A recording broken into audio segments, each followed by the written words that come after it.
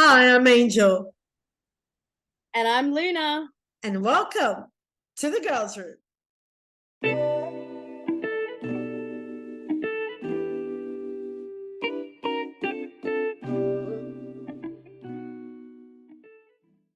This week on the Girls Room, we're going to be talking about the top 10 most influential women from history and politics of our choosing. And this is our very first episode. Let's talk about it. Starting off at number 1, Angel. Who else would it be other than the Queen of the Nile, Cleopatra? Ooh. Well, Cleopatra was actually born 69 BC, and she actually died 10th of August 30 BC, so not very long of a reign. Known as Cleopatra the Seventh, Philopator was actually queen of the Ptolemaic Kingdom of Egypt from 51 to 30 BC. And she was the last active ruler. She also was the chief religious authority in her realm, presiding over religious ceremonies. Wow. So this is why we actually get marriage celebrants who preside over religious ceremonies. She has had quite an influence on history, I believe. Mm. And she always will. She is an icon of the past. Oh, absolutely. And Definitely. she used to bathe in milk and honey. How else would you keep your skin supple? That's how us women do it. Coming up at number 2, Joan of Arc. Ooh. Now, Joan of Arc is the patron saint of France. She was born in 1412 and died 1431 in France. She was honored as a defender of the French nation for her role in the siege of Orleans and her insistence on the coronation of Charles VII of France during the 100 Years' War.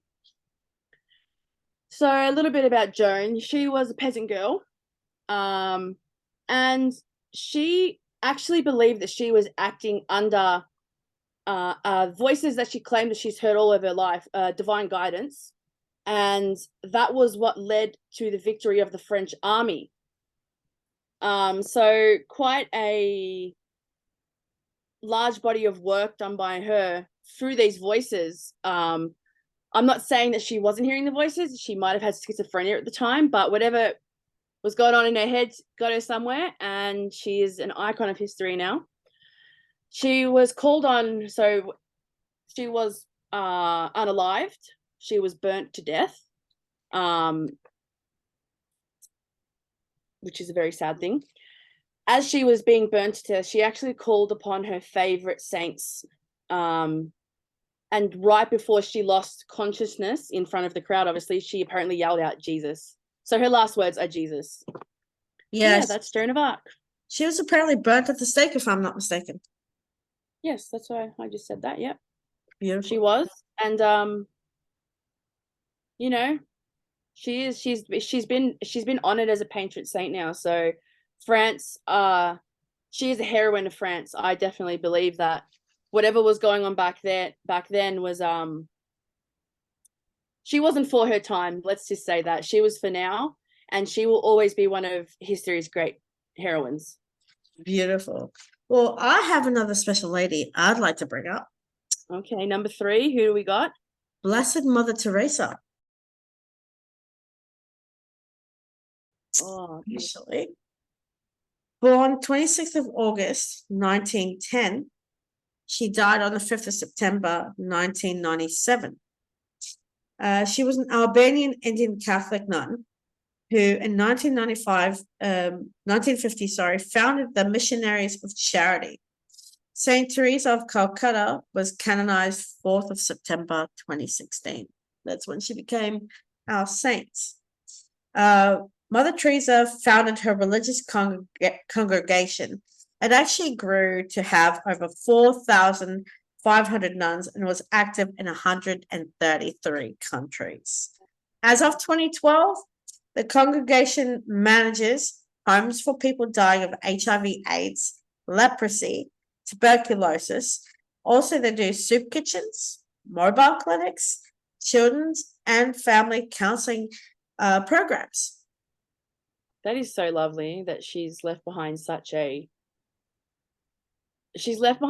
great legacy that's not based on money. It's based on love and trying to help people. And there's not many people that I know that have been sainted for their works with this, type of thing. And her dedication, another queen. Let's just put it out there. She's another queen. Yeah. Blessed Mother Teresa. I love her. Perfect. All right. Coming in at number 4, my sister. We have Rosa Parks. So her full name is Rosa Louise Macaulay Parks, and she was born in 1913, Alabama. She passed away in 2005, Michigan, and she was an American activist in the civil rights movement, best known for her vital role in the Montgomery bus boycott. She is the mother of freedom, of the freedom movement, and Congress has honored her as the first lady of civil rights. Wow. So you can imagine being back then and being of African descent back then. Their life was so difficult, and it still catches up with them to this day. And what Rosa Parks done, she held her dignity, she held her honor, and she changed history for so many women, so many men back then, so many women now even still looking up to her. She is just an icon. She is an awesome person, and my hat goes off to her for what she done in standing up for civil rights. That's so amazing. Yep. He's amazing, Rosa Parks. Next So number 5, my sister. Well, sis, I've got Michelle Obama. Ooh. Former Another woman. Yeah, she was actually born on the 17th of January 1964, so she recently had her birthday. She's actually known as Michelle LaVaughn Robinson Obama. She's an American attorney and author who served as First Lady of the United States of America from 2009 to 2017. As the wife of the former President Barack Obama, the great Barack Obama, she was the first African-American woman to serve in this position. Michelle specialized in intellectual property law in 1989. Smart cookie, Michelle. In 1991, she became an assistant to Chicago Mayor Richard M. Daley.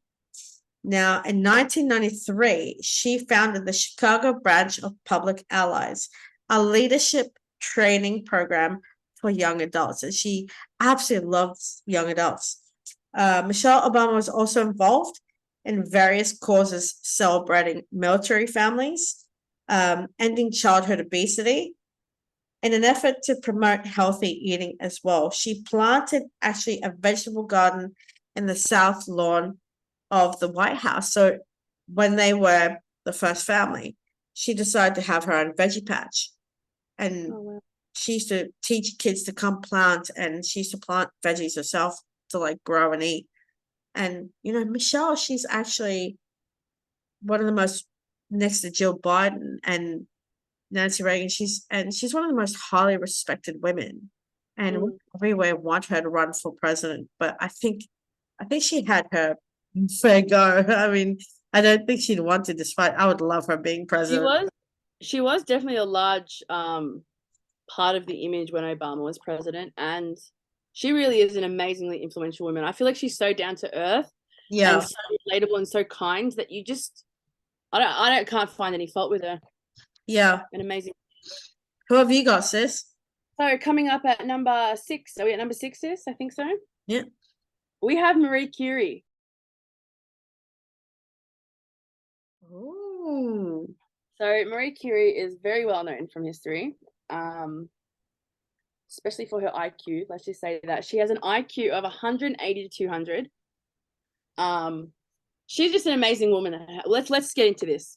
So Marie Solomia, sorry if my pronunciation's wrong, Sklodowska Curie, born 1867 Poland, died 1834 France, was a Polish and a naturalized French. So I'm assuming that would mean that she was there for most of her life. Physicist and chemist who conducted pioneering research on radioactivity. And she was the first woman to win the Nobel Prize twice, and the only woman to win it twice, in 2 different fields. She is known for her discovery of radium, and has a huge. Sorry, 1 second. I'm having trouble reading my own handwriting. She's had a huge contribution to finding treatments for cancer. So you can expect someone with that IQ to really, I mean, she really opened up the field in science, and she really, like I said, she won two Nobel Prizes there. Her IQ is insane. And for someone from the 1800s, I'm going to say that life wasn't particularly easy on women as well. And for her to accomplish all of this, like even for her to go to school, for her to learn mathematics, she was just an amazing person. Her her last words was radium, funny enough. So she loved science to her last breath. Amazing woman. Well done, Madame Curie. Mine, believe Number it, 7 is the elegant, the stunning Princess Diana.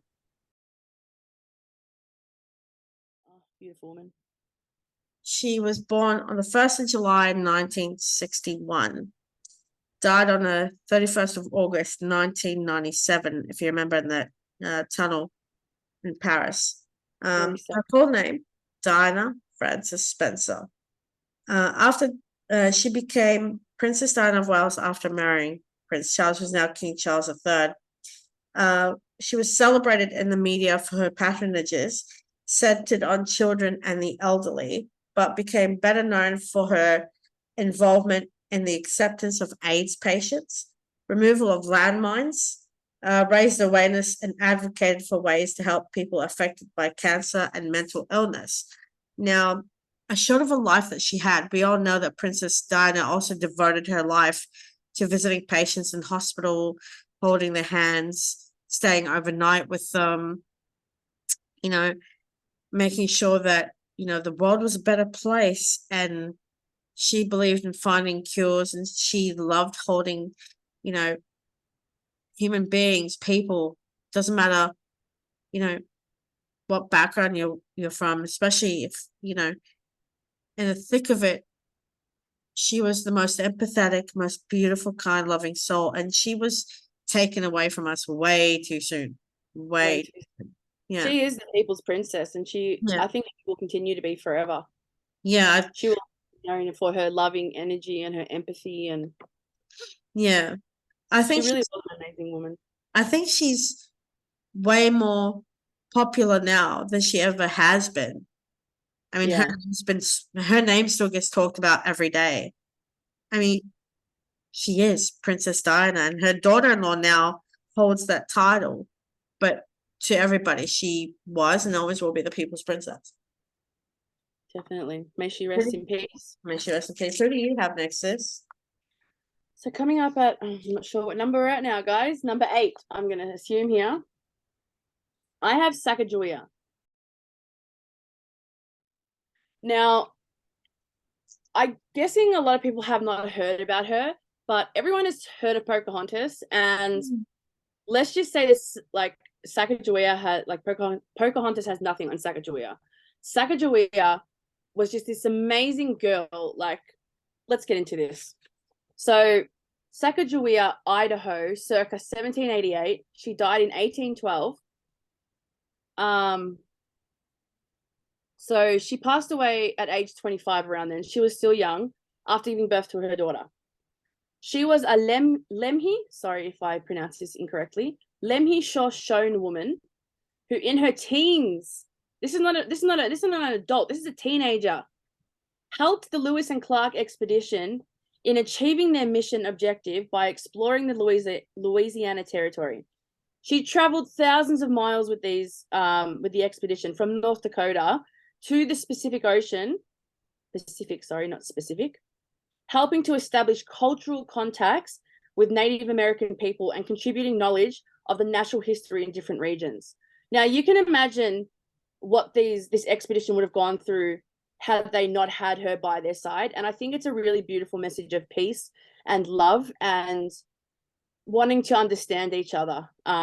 Without her, they would not have had these interactions with the tribes or the history, or any of the Native Americans that were there. They would have immediately saw Caucasians and thought, no, this is bad news.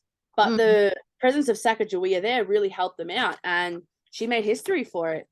The National American Women's Suffrage Association of the earlier 20th century adopted her as a symbol of women's worth and independence. So she has been honored, and she will always be an integral part of history.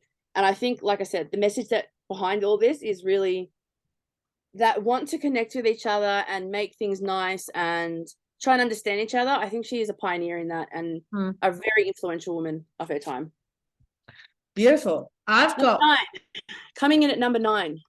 All right, number 9 is Vice President of the United States of America, none other than the incredible and amazing Kamala Harris.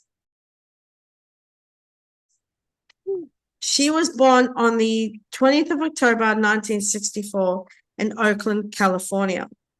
She's an American politician and a very smart cookie. She's an attorney too. She's the 49th and current Vice President of the United States of America. She previously served in the U.S. Senate from 2017 to 2021 as Attorney General of California from 2011 to 2017. Kamala Harris also earned a law degree in 1989. She worked as a deputy district attorney from 1980 to 1998. So imagine smart cookie, high IQ woman. She has done a lot. Powerful woman. In 2010, she was narrowly elected Attorney General of California, winning by a margin of less than 1%. And you're talking about like that much. Micro percentage. Yeah. And she's the first female and the first African-American of Indian descent to hold the position. Kamala Harris, I firmly believe that she will become the next president of the United States of America. She's powerful. Women love her. Little girls look up to her. Girls want to be her, admire her, respect her, listen to her, hang on to her every word. She's relatable. She's empathetic and kind. And, for an attorney general, for a lawyer, very sophisticated, highly regarded, highly revered. What an incredible woman. I mean, imagine having our very first Prime Minister of the United States of America, a woman, and her name is Kamala Harris. Definitely. Yeah. That would be an amazing moment in history. I mean, here's a question for you. Michelle Obama, Kamala Harris run against each other. Who's going to win here? No, would be better if together. They should do a campaign together. Yes. Imagine Kamala Harris putting Michelle Obama on her ticket as vice president. Oh my God, yes. How? Like if I was an American, then 100% I would vote for that way. I would vote for history. I would make that is 2 strong, powerful women in office. Oh my God. It just gives me goosebumps. Like, I also love this woman. Yeah, that's exactly what I was thinking. That would be such an amazing part of history. Like what's Kamala? Sorry, Indian descent, you said? Yeah. So African and Indian descent women of color in power at the same time. It would be a breathtaking moment to experience that, especially the coronation. That would be amazing to witness. Yeah, I mean, so many people, when Michelle Obama's husband became president, I remember that day so vividly, and I broke down and cried and hung on to every word. And imagine seeing her face in the campaign, not just as vice president, but in the campaign. Yeah. I think it's time Kamala did get elected. It's time. And I think it's time any woman gets elected, to be honest. I'm quite surprised that America hasn't caught up with the times in those ways just as of yet. I don't think Australia has either. Have we? We've never had a female prime minister, have we? No, I mean, look, yes, we have. We have Julia Gillard Oh, oh, Julia Gillard. That's it. Oh, yeah. a long time Love ago. it, though. But district attorney general, lawyer. I mean, her IQ must be like to the roof. That's amazing. You know what? That just means that from her teenagehood to adulthood, she has put in so much work and effort with her schoolwork, her studies. She has done one thing after another, and look where it's led her. And her mother, She's- actually, her mother, I think used to be, she's used to be one of those people that was looking for cures for cancer, or was in the lab, So a smart family, you're saying? smart Wow. family, yeah.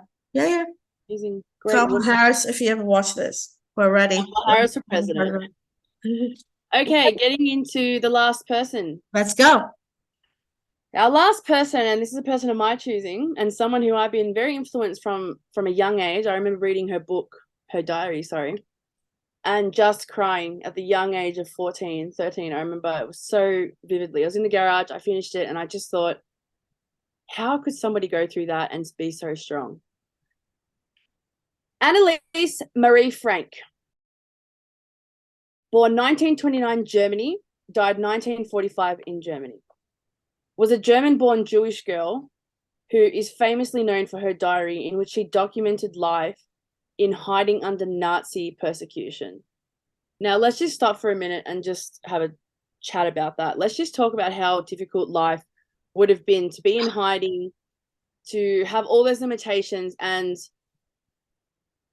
just know that once you get out of here, if you're caught, you could be killed. Yeah. The fear that would have been in these people every day. I'm just so surprised that they really kept it. They were in the, that room for so long, and she managed to keep up with her writing. She managed to do things that she enjoyed. She was just still a little girl in a secret room. But anyway, 2 years later, she was discovered. Her and her family were discovered, and sadly, she passed away in the Bergen-Belsen concentration camp at the age of 16. Which is just really That's a bit heavy. After all of that, you are expecting for her to survive, but her father survived, and her father came back to the room where they were in and was able to publish her diary and keep her memory going on. And look where she is now. She's one of the most well-known she's a well-known author from back then. Yeah. I mean, I believe people still do tours of Anne Frank's home. Yeah, they have it open. Yep, you can go and visit. And there's pictures and things in there, and it's sad to think that we live in a world where we allow that to happen to young people, to women, to just innocent people who did nothing wrong. Yeah. So her diary was a great insight into the totalitarian movement of the Nazi regime, and her bravery during these times. Sorry, she is one of the most discussed Jewish victims of the Holocaust. And yeah, she will to this day be someone who has always had, I don't know, I just think back to 13-year-old me then, and my mum getting me to read this book, and me sitting there reading this diary of a 14-year-old, a 13-year-old my age, and I can't imagine going through that, and I can't imagine what her family and what every victim of the Holocaust has had to go through since. And she is just a really bold influencer in my life, and always has been. I strive to always have her bravery, even in moments that I might be scared. And yeah, that's Anne Frank. I think the other thing I want to say about this is that I think every high school, I think, should have books on her, like be taught about her, do essays and assignments on her, read her books. I think schools really need to teach their kids about Anne Frank. Oh, definitely. I believe we should have a Women's History Month and a Men's History Month, and then, and we need to be talking about these people more often, and the influence that they've really had on the generations that come after, and their bravery, and just as to why they are famous. and why Yeah. they are so well known. And all of these women that we've spoken about tonight are queens. Exactly. Many of them are victims, but many of them are heroic queens. And I can feel that fire that was in them inside of me when I think Yeah, about the same. bravery of them. I have chills all over me. I mean, we stand on the shoulders of great women after all. And let's keep their legacies alive and keep marching on and keep plotting. Here's to women, and here's Girls to everywhere. history. Here's to girls and women and to history. Until next time, I'm Angel.